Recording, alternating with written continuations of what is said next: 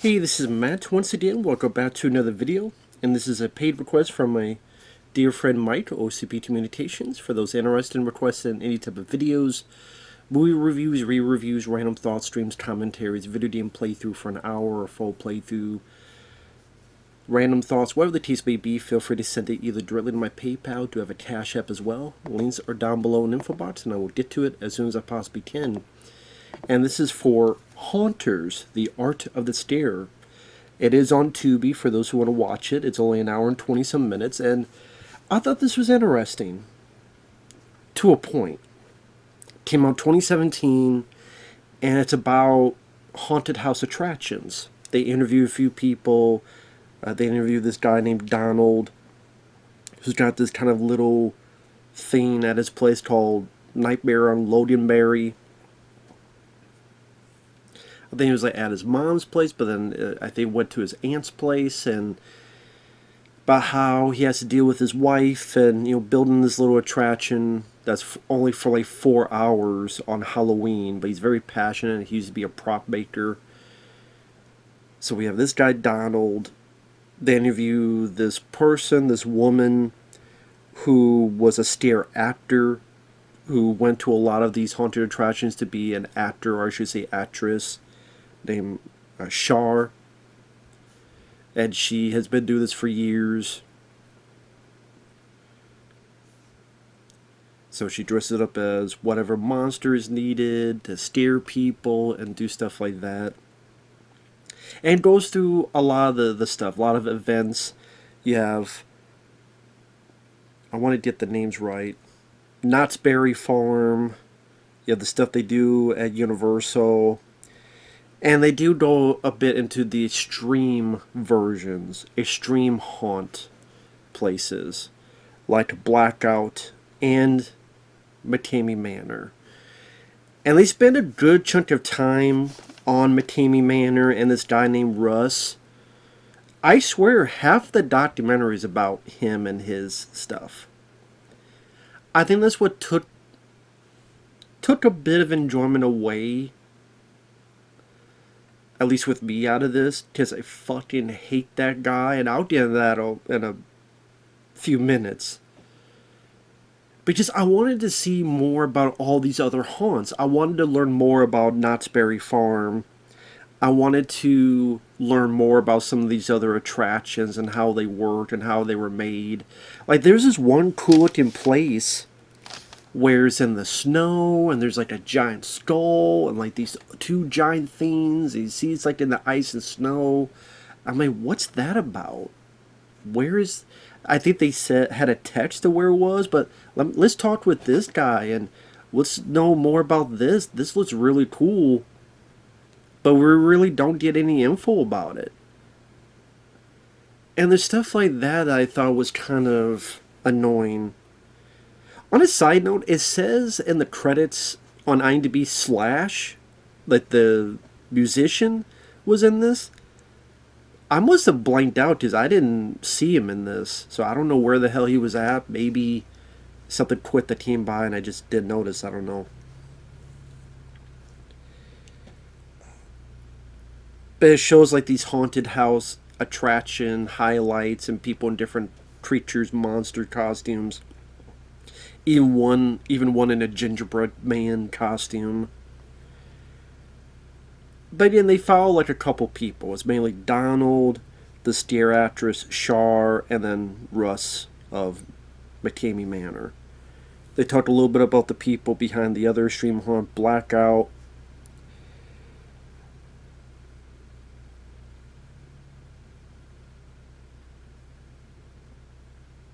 I think Eric from Haunted Overload, I think that was the guy who was in the snow and had these giant skulls. So yeah, Eric from Haunted Overload.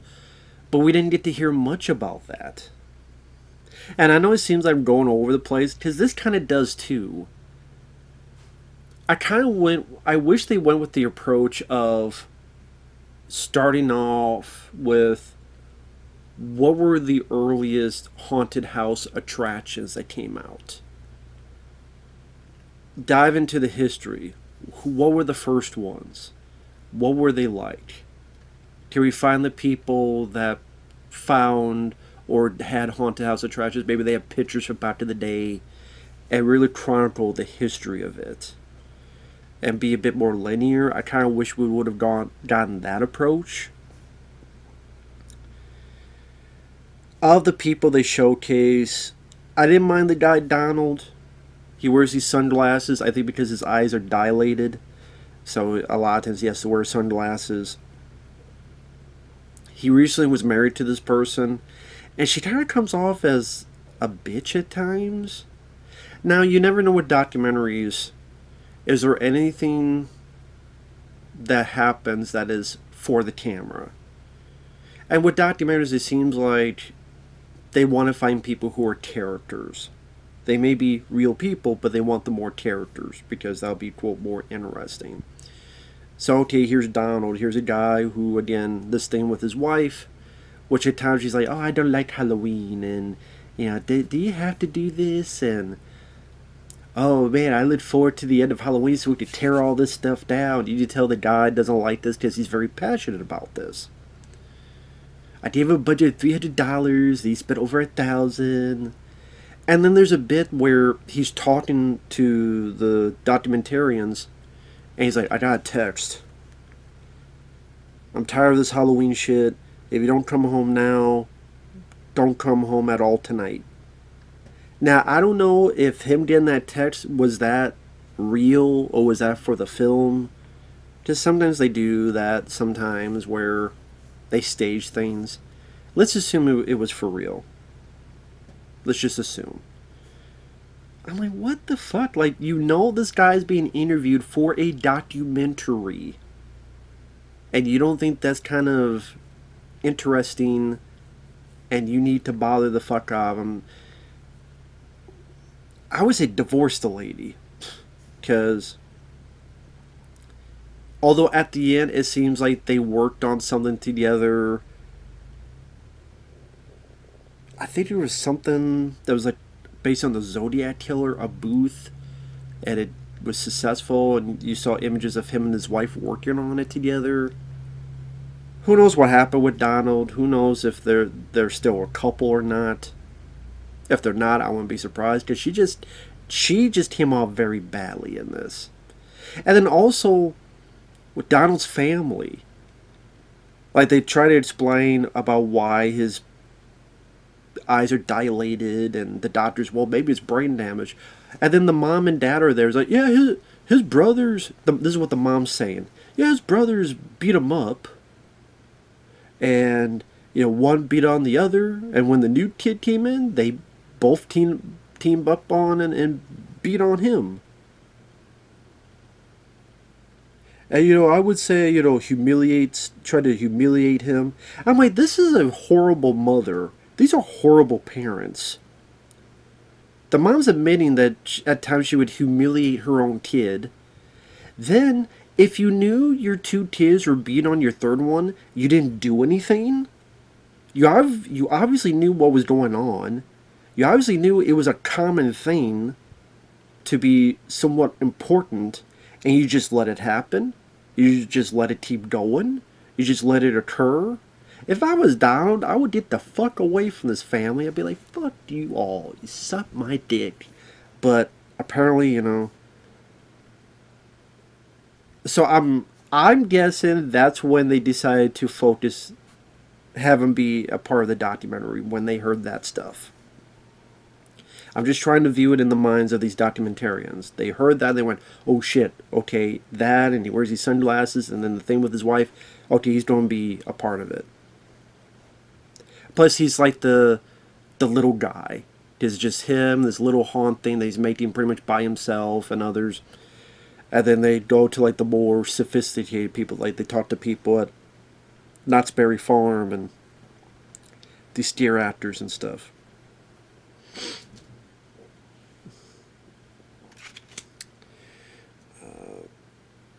There was some pretty cool stuff. There was this bit where some guy was overseas, an Air Force guy. I forget what country they were in. And so they built this haunted attraction for other servicemen and women. And so the service members went through, and it was like kind of, you just see pictures, you tell it was on the cheap side, but the fact that they're willing to do it and just to escape from the real horror into this fantasy horror, like that stuff was kind of interesting. I would have even liked to have heard a bit more about that. I thought that was interesting. Blackout, which is a extreme haunt, but they don't touch you. They'll have stuff where, there'll be a naked guy chasing you and stuff, but the idea is that they don't touch you. And that you also do the haunt alone. You're not with a group. So it's like you get to star in your own horror film, but then again, they don't touch you.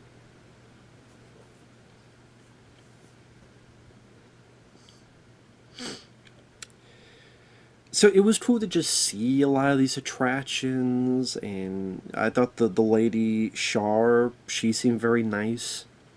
She seemed, that she's a decent person who's really passionate and kind of like the bright side of deal with these haunted attractions and her having fun. And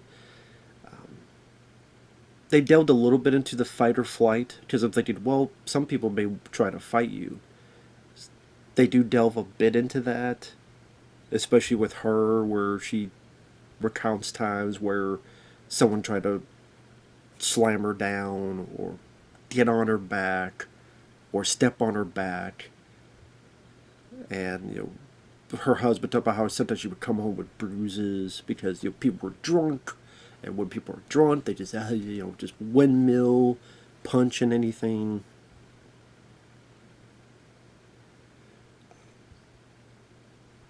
And there was this prank that I just been on YouTube for a while, but I never saw it until here, where a guy's being interviewed, and someone pops out of a trash can, and so the guy gets scared, punches the guy, and the guy in the mask just flops back down to the trash can, and the guy's like, because it was instinct.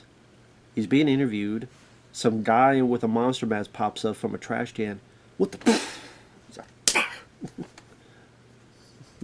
but then he's like, oops, sorry. That guy would survive a horror movie.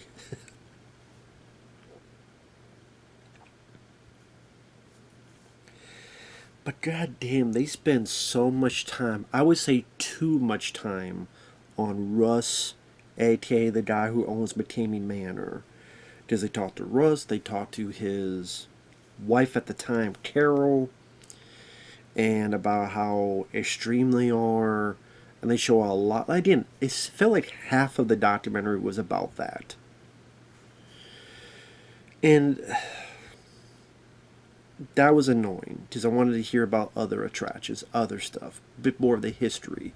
They barely glanced at the history of them, but I think they could have done more with that. But the Russ stuff, the McCamey Manor stuff, was just more of, this is the footage we need for a documentary. For those who don't know, McCamey Manor, this guy Russ, it was pretty much people go in and they gotta pay with dog food, and it's literally being terrorized for however long they feel. As in, Russ and his cronies will feel to terrorize you.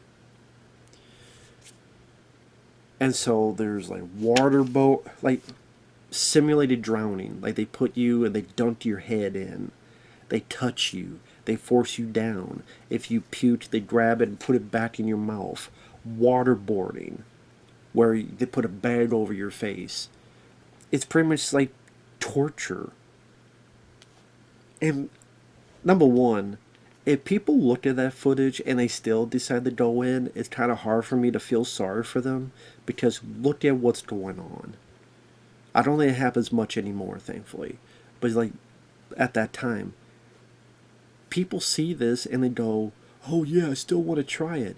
It seems like there's a lot of stupid people that like to be abused. And then this guy's ready to abuse them.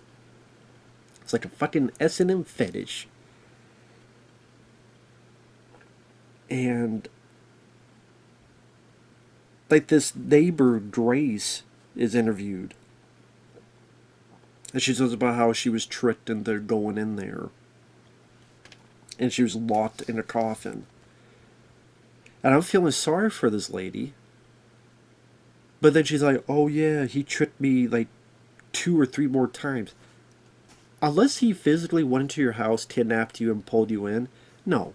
That's your own fucking fault. It's hard for me now to feel sorry for you. That's like, let's say there's a cage and there's a bear in there. There's a bear in there that's hungry and violent. You are cleaning up. Oh shit, the bear got out. You escape. If you go back in there where the bear is ready to attack, if you decide to go back in there 2, 3 more times, if you get swiped or killed, I can't really feel sorry for you anymore. Because now it's your decision. Now you have a chance to get away, and you decide not to. And you decide more to be purposefully tortured. Now I can't feel sorry for you.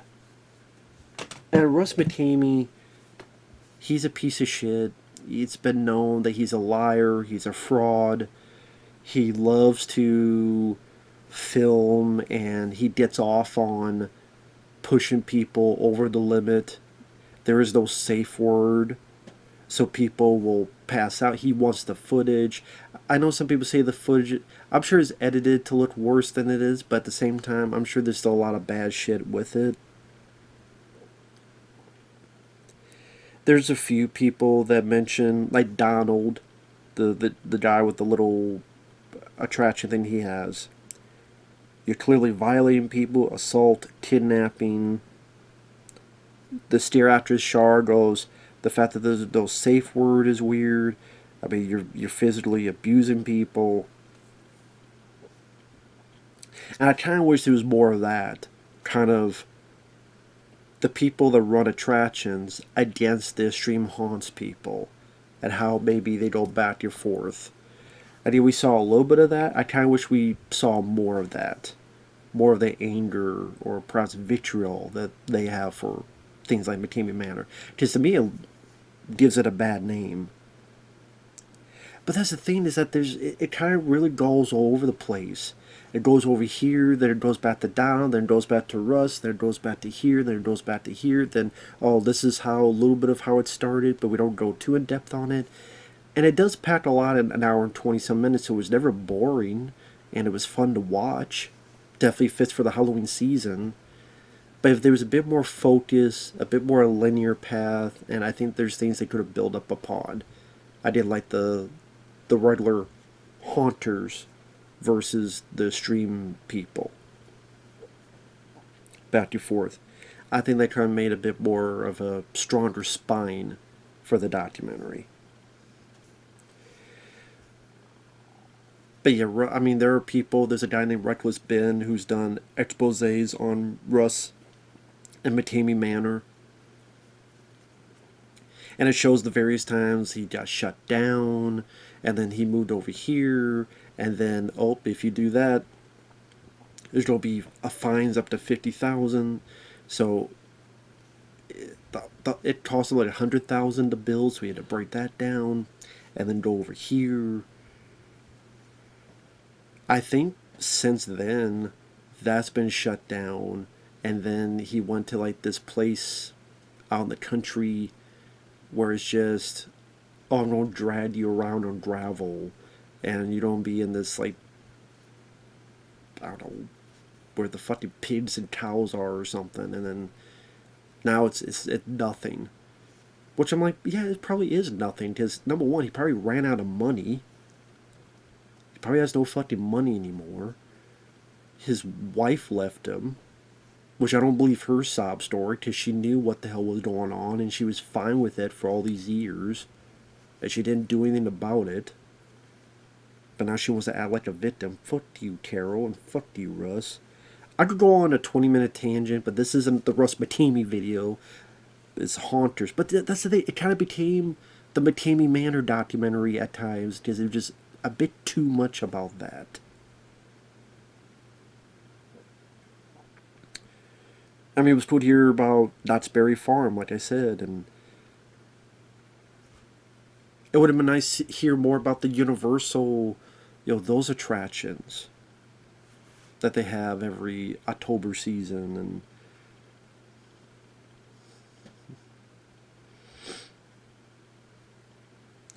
or again, if you want to just center on old school homemade haunted attractions, maybe they tried to do too much. Maybe that's the thing. They tried to do too much, and there's only so much you can put into an hour and 20-minute documentary if that's the running time they want to go with. So it's like they try to do too much, so it just feels like it's all over the place. Was it fun to watch? Sure. Was it interesting to watch? Sure. Although I kept, every time I saw Batimi Manor, I was so fucking pissed.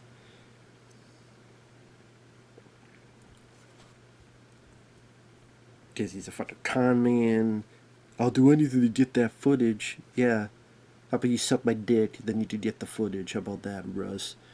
But yeah, like I said, the fact that, like, yeah, it's hard to feel sorry for the other people because they went in there and, like, if you look at the footage and if maybe you think it's fake, well, okay, well, now you know it's, you know, now you know. Or just, I don't know. I don't know. Anyway. I would say the stuff with Donald I thought was the more interesting stuff. Seeing all the different attractions, how creative they got. It would have been nice to see more about some of this other stuff. The creativity involved. And yeah, I kind of wish it was less Batimi Manor stuff and more focused in a linear fashion. And I think that could have been stronger of a documentary. But as is, it was fun to watch. With that said, thanks for watching. Take care. We'll see you guys later. Bye-bye.